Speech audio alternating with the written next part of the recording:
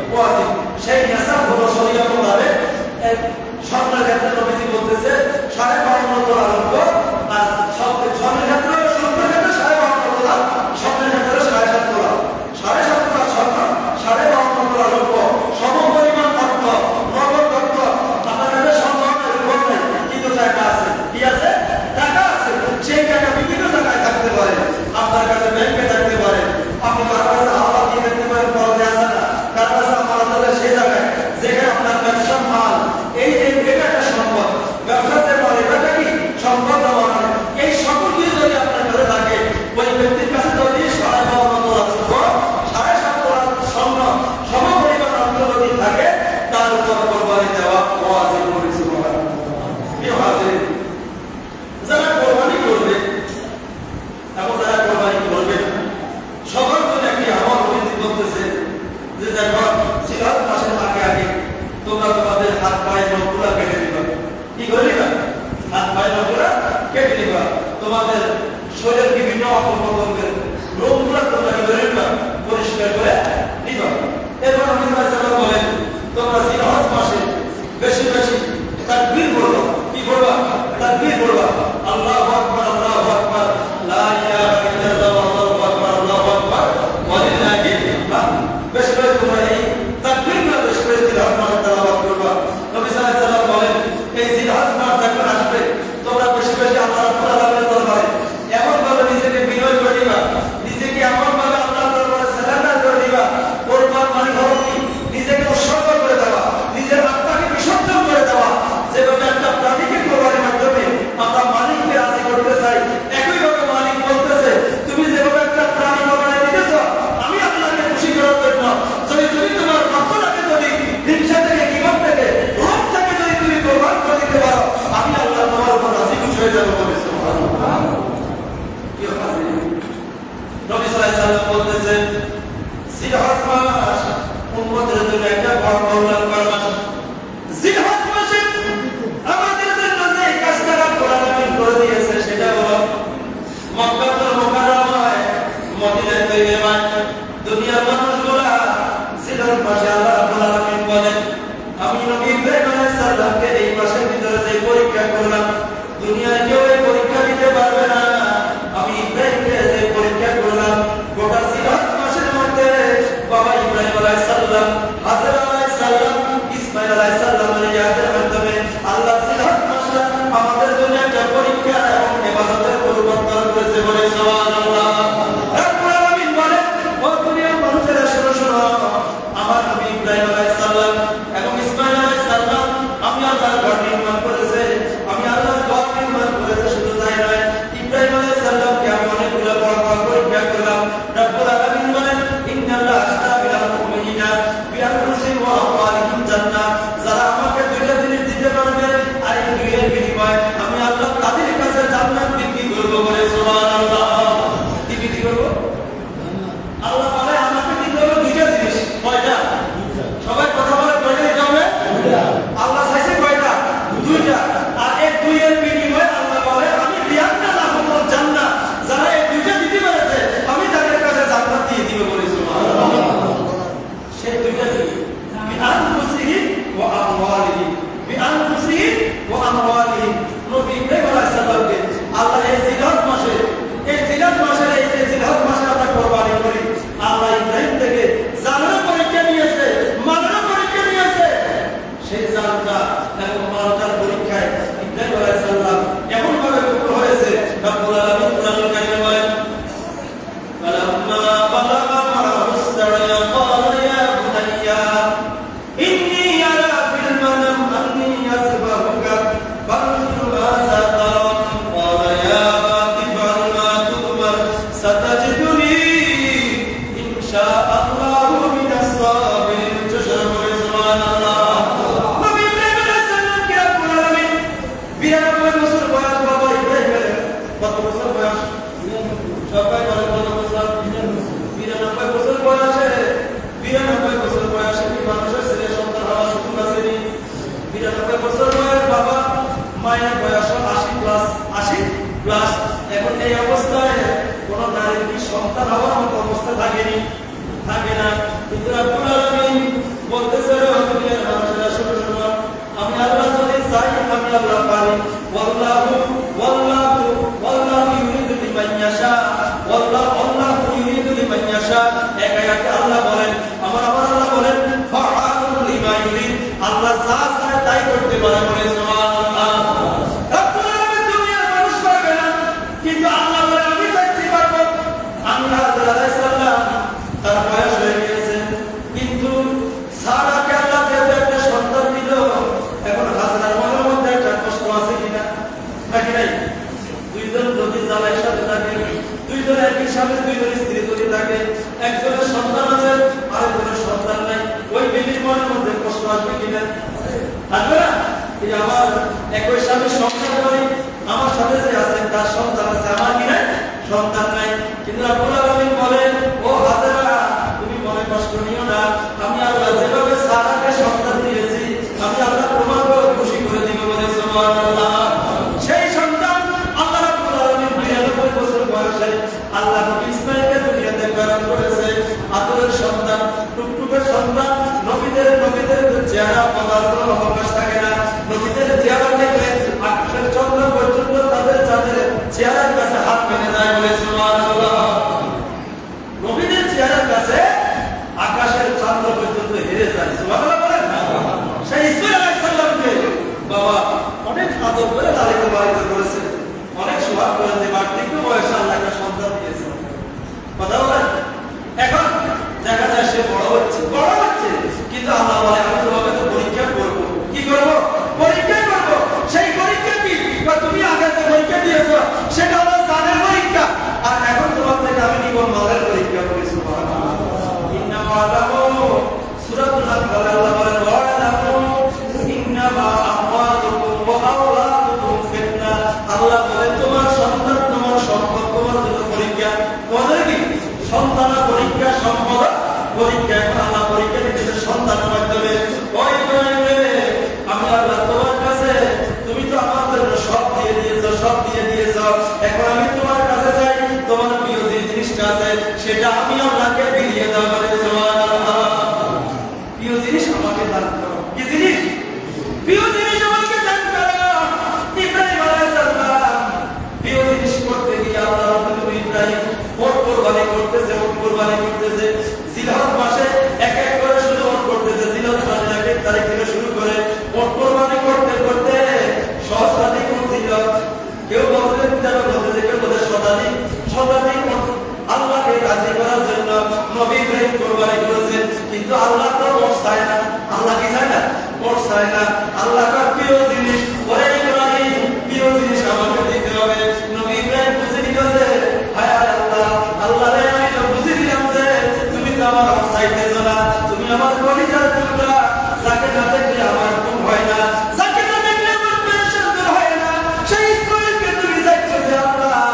আমি বুঝে নিলাম আমি ইব্রাহিম ইসমাঈল থেকে প্রিয় জিনিস এই জমিনের মধ্যে আর কিছু নাই।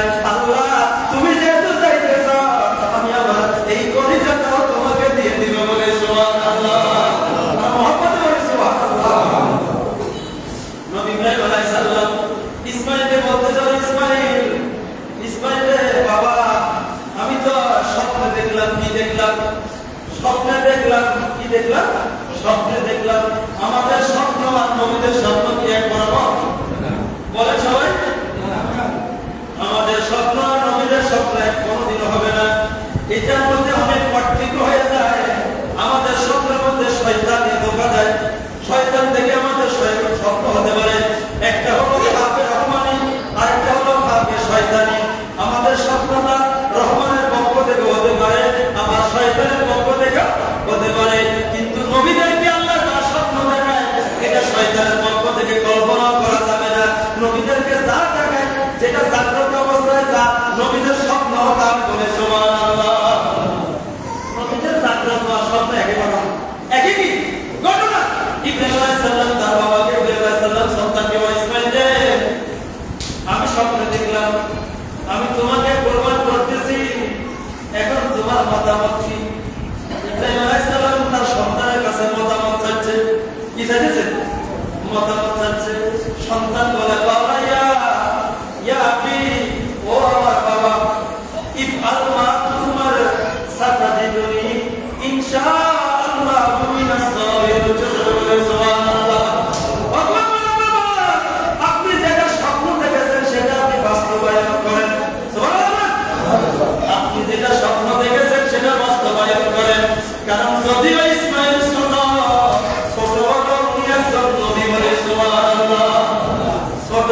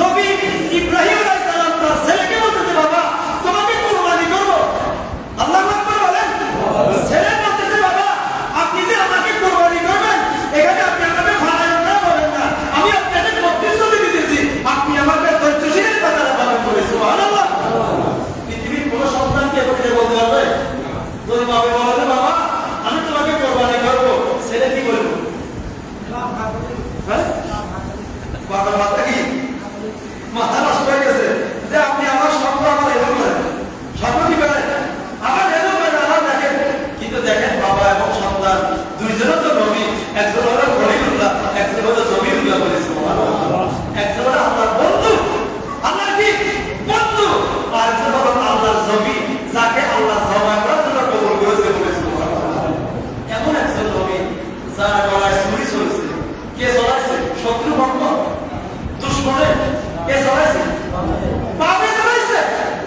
এটা কি শত্রু দামি কারণে জায়গা সম্পত্তি নিয়ে যাবে কারণে? উদ্দেশ্য কি? বাপেও চায় মালিকের, সেও চায় মালিকের। আল্লাহ বাবা আপনারা উদ্দেশ্য মালিককে রাজি করা, আমিও চাই মালিককে রাজি করা।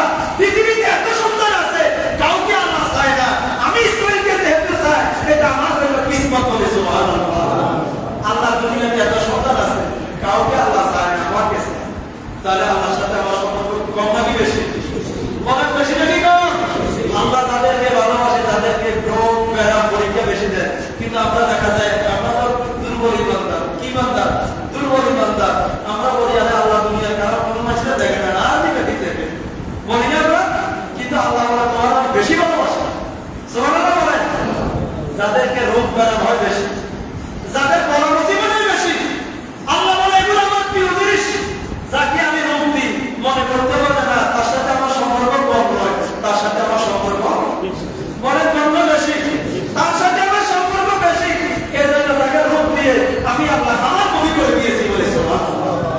রোগের কারণে অনেক মানুষ দেখা যায় আল্লাহকে ডরেও বা ভয়েও তাকে কিনে থাকে না, কিন্তু এতদিন তো দেখতো না, কারণ গায়ের মধ্যে শক্তি আছে। কিন্তু যখন সুস্থ হইতেছে, অবস্থা খারাপ, তখন ঠিকই এতদিন পানি দিয়ে হতে পারে, এখন তাই মন দিয়ে হতে পারে, কারণ অবস্থা বেশি ভালো নয়। এজন্য বলতেছি যে আমরা সব অবস্থায় বাবা ইব্রাহিম আমাদেরকে শিক্ষা দিতেছে, ইসমাইল আমাদেরকে শিক্ষা দিয়েছে, জীবনের সব কিছু মিলিয়ে দিতে হবে কাকে খুশি করার জন্য। বলেন কাকে খুশি করার জন্য? আল্লাহ যদি চায় জীবনের সব কিছু আল্লাহর রাস্তায় যারা দিতে পেরেছে, তারাই সফল কাম করেছে, তারাই কামিয়াবি হয়েছে। যে আল্লাহকে যদি খুশি করা যায়, রাজি করা যায়, আল্লাহর প্রতি তহমত নয়, আল্লাহর প্রতি কোনো অভিযোগ নয়, যে আল্লাহ যা কিছু করে আলহামদুলিল্লাহ বলে যারা মেনে নিতে পেরেছে, আল্লাহ বলেন ইন্নাল্লাহা মা'আস সাবিরিন, আমি আল্লাহ ধৈর্যশীলের সাথে আছি বলে। সুবহানাল্লাহ। আর আমাদের বলে সুবহানাল্লাহ। রাব্বুল আলামিন আমাদের এই ওয়াহিদ সিলহজ মাসের 1 তারিখ থেকে 9 তারিখ যাদের সুযোগ হয় মহব্বত করে দিবেন, আপনারা রোজা রাখবেন। এটা অত্যন্ত বরকতময় করবে। একটা রোজার বিনিময়ে 1 বছরের সওয়াব আমাদেরকে দান করবে বলে। সুবহানাল্লাহ। যাদের সম্ভব হয় এই রাত্রগুলোতে 1 তারিখ থেকে 10 তারিখ পর্যন্ত যদি অন্ততপক্ষে নাও পারেন 4 রাকাত নফল নামাজ করে পড়ে, প্রতিটা রাত্রে বলতেছে এক একটা বদরের বিনিময় হয়ে যাবে বলে। সুবহানাল্লাহ। এই কাজগুলো করার চেষ্টা করবেন, মাহমুদকে বলে দিবেন যারা আমলগুলো করে, কারণ জিন্দেগিটা অত্যন্ত সংক্ষিপ্ত একটা হায়াত, এখান থেকে আমরা বিশাল একটা জার্নি করতে হবে, সেই সময় কোনো হিসাব নিকাশ নাই। এজন্য এখান থেকে আমাদেরকে প্রস্তুতি নিয়ে আমরা আল্লাহর কাছে যেতে পারি। আল্লাহ যেন আমাদেরকে তৌফিক দেন, সকলে বলে আমিন। এবং আপনি যেভাবে আল্লাহ প্রিয় জিনিস ফেলেছে, আপনিও আপনার একটা প্রিয় প্রাণী দিয়ে, হালাল উপার্জন দিয়ে একটা আল্লাহর রাস্তায় একটা পশু কোরবানি করবেন, নেক নিয়তে, নেক উদ্দেশ্যে। কোনো ধরনের দুনিয়াবি যদি মাংস খাওয়ার নিয়তে হয়, মানুষকে দেখার নিয়তে হয়, মানুষকে যদি লোক রাখা নিয়তে হয়, তাহলে সে কোরবানি আল্লাহ কবুল করবে না। আল্লাহ চাইতেছে পবিত্র জিনিস। কি জিনিস? পবিত্র। যদি আপনি একটা ছাগল কোরবানি করেন, সেটা যদি হালাল ইনকাম হয়, আল্লাহ বলে হারাম টাকা দিয়ে যদি সাগরিকা রোড থেকে যদি সব বাজার থেকে যদি 5 লক্ষ টাকা দিয়ে যদি একটা ওট কিনছ, সেই টাকাটা কিন্তু কি হারাম, সেটা কি হারাম। আর তুমি বাজার থেকে 5,000 টাকা, 6,000 টাকা, 7,000 টাকা দিয়ে একটা ছাগল কিনেছ, এই ছাগলটা কি ইনকামটা কি হালাল। এখন কোনটার দাম বেশি বলেন? 5 লক্ষ নাকি 5,000? কোনটা দাম বেশি? আল্লাহ বলে আমার কাছে হালালের দাম বেশি, হারামের কোনো মূল্য নাই। এজন্য পবিত্র জিনিস কোরবানি করবেন, পবিত্র অর্থ দিয়ে। আল্লাহ যেন ভালো শরীরটা নির্ণয় করবেন, যাদের মাধ্যমে নামাজি শরীরটা দিয়ে কোরবানি করবেন। কাদেরকে দিয়ে? নামাজি। যে ব্যক্তি 2 দিন 2 বার নামাজ পড়ে, মানে স্বাস্থ্যবান আপনি দিব, এই লোক দিয়ে কোরবানি দিলে সমস্যা আছে নাকি নাই? না, এখান থেকে আপনাকে অবশ্যই শরীর নির্ণয় করতে হবে। নামাজ জীবনের সর্বক্ষেত্রে বন্ধু বান্ধব আপনাকে নির্বাচন করবে কি? হ্যাঁ, নামাজই হতে হবে। সে নামাজ মসজিদে পড়বে, যেখানে অবশ্যই নামাজে হতে পারবে না, সুদখোর হতে পারবে না। যে ব্যক্তি সুদের উপর চলে, সরকারি চাকরি করে, এর বেশি সুদখোর, আর তারা বসে না। সবাই যার বলে আমার কি ওটা এক্সেপশনাল বিষয়, সরকারি চাকরি করে সবাই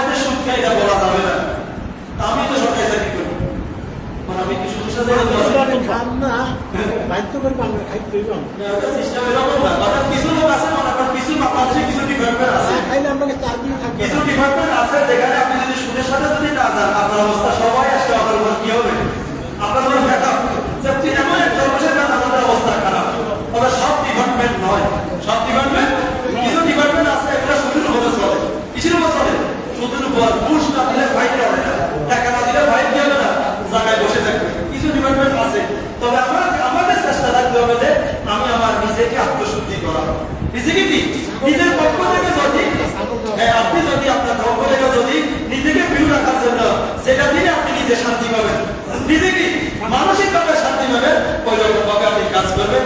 আল্লাহ যেন আমাদেরকে নির্বাচিতরা আল্লাহ রসুলকে রাজি করার জন্য কোরবানি করতে পারে সেই তৌফিকটা সকলে বলে আমি। এবং শেষ কথা হলো আমাদের যেহেতু এবার দানের মৌসুম শেষ হয়েছে না, আলহামদুলিল্লাহ আপনারা প্রতি বছরের নয়, যে বছর প্রতি বছর আপনারা দিয়েছেন এই বছর নিজ দায়িত্বে আপনারা আল্লাহ করে দান দিবেন। এটার মাধ্যমে আল্লাহ আপনাদের ফসলের বরকত দান করবে, ফসলের মধ্যে আল্লাহ রহমত হবে, রিজিকের মধ্যে রহমত হবে। সবাই নিজ দায়িত্বে আল্লাহ করে স্বতঃস্ফূর্তভাবে আপনারা দিয়ে যাবেন। আমার তৌফিক ইল্লা বিল্লাহ। আসসালামু আলাইকুম ওয়া রাহমাতুল্লাহি ওয়া বারাকাতুহু।